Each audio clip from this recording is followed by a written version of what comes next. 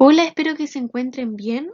En esta oportunidad revisaremos un nuevo tema y espero que la próxima semana con las clases online, además de volver a reencontrarnos y ojalá vernos, podamos hacer un resumen de los contenidos que ya hemos estudiado.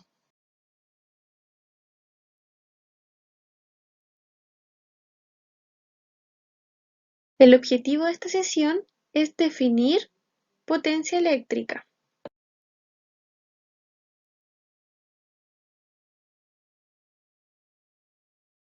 En esta oportunidad vamos a comprender un concepto que se repite bastante con los artefactos eléctricos o todo lo que tenga que ver con esa industria. Este concepto es la potencia. Si queremos investigar sobre algún artefacto eléctrico para comprar, es útil ir a la tabla de especificaciones para obtener mayor información. Una característica importante que tienen estos artefactos es la potencia, y esta varía según el artefacto.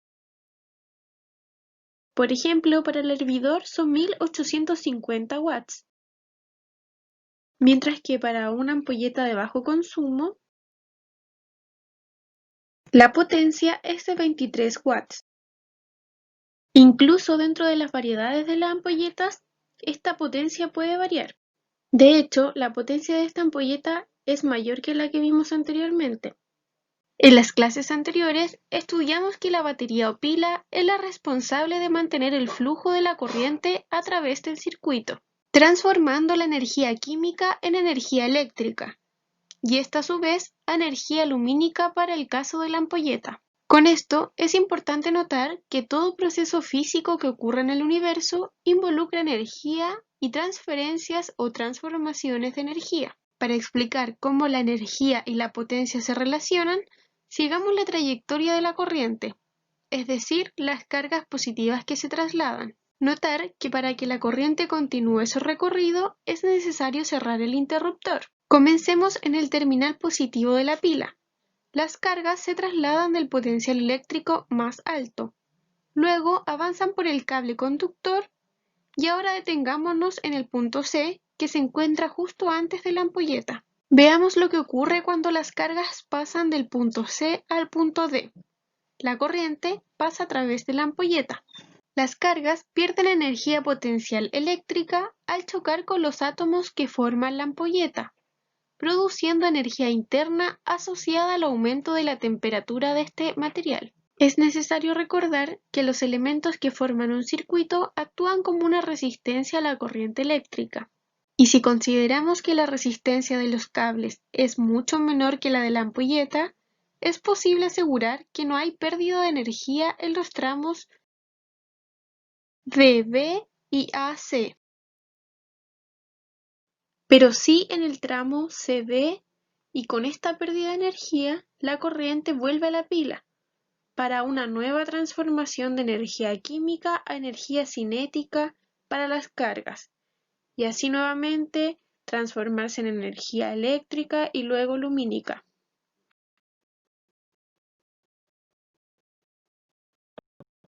Y es esta pérdida de energía la que se debe considerar al momento de decidir a qué diferencia de potencial se debe conectar cierto artefacto, y es la que se relaciona con la potencia de los artefactos que vimos al inicio de este video.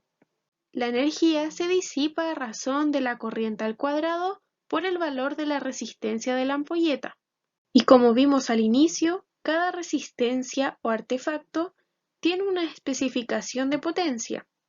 Esto nos informa que es la máxima potencia que puede disipar el dispositivo sin sobrecalentarse o dañarse. Ahora veamos su importancia a través de las expresiones matemáticas con las que hemos trabajado, recordando la ley que relaciona corriente, voltaje y resistencia. Si reemplazamos la ley de Ohm en la expresión para potencia que vimos hace un momento, podemos notar que potencia y voltaje también se relacionan. Al relacionarse potencia con voltaje, esto nos permite decidir, como habíamos dicho, a qué diferencia de potencial deberíamos conectar cierto instrumento. Por ejemplo, una batería que propicia 9 volts jamás nos va a permitir encender un hervidor que trabajaba alrededor de los 2000 watts. Lo mismo, si conectamos una ampolleta que funciona con pocos watts, si la colocamos a un voltaje muy alto, esta se va a dañar, como también mencionamos anteriormente. Teniendo en cuenta la relación que existe entre voltaje, resistencia, corriente y potencia, vamos a observar estas dos situaciones de circuito eléctrico. Debe tener en cuenta que para ambas situaciones el suministro de voltaje es la misma. ¿Ya? Entonces con esto vamos a ver qué ocurre con la corriente que pasa a través de la ampolleta y con la resistencia.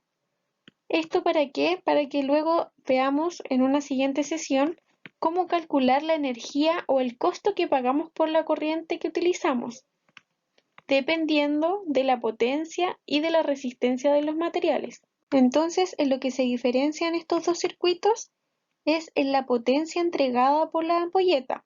Lea atentamente cada una de las alternativas y escoja cuál es la correcta. Luego justifique por qué escogió dicha alternativa.